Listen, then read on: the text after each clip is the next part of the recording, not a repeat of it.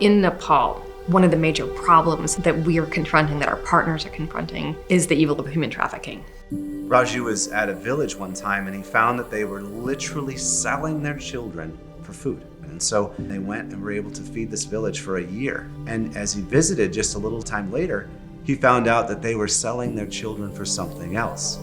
They believed at the core of their being that their life was worthless because they were the lowest caste.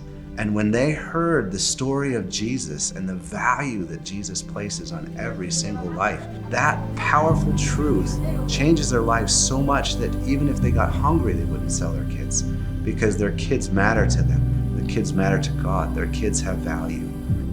You're not going to see an end of a systemic cycle until the heart changes. And there's no greater way to do that than a community centered around the gospel. At Venture, we practice something that we learned from the global church called DMM, disciple-making movements.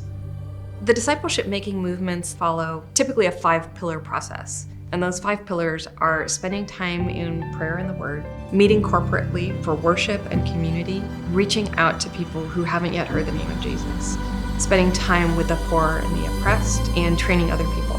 This is the model that we're seeing be effective in creating multiplicative discipleship movements in the areas where we work.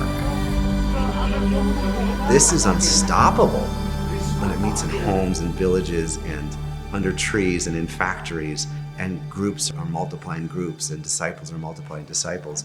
It allows our model to be flexible and portable in areas of high risk, of high danger, high persecution.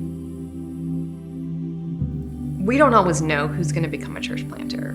What we are learning is that girls who've been rescued from trafficking situations can go through rehabilitation and can become extremely effective church planters by sharing their testimony.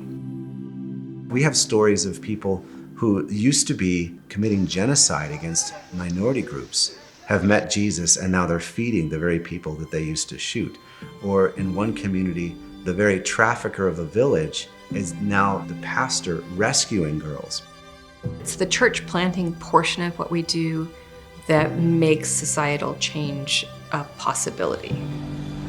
We would never want to have to choose between doing community development and relief work and helping and serving the poor and the oppressed and planting churches among the unreached. We feel like they both complement each other so well to bring generational transformation.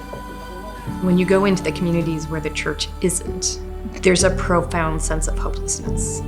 But I've been in villages where the church is present, where believers have organized themselves into a worshiping community, and it's fundamentally transformed the way the entire village functions. So a village that used to traffic their own children now is not only not trafficking their children, they're actually preventing other children from being trafficked. And that's how the church transforms the life of a village.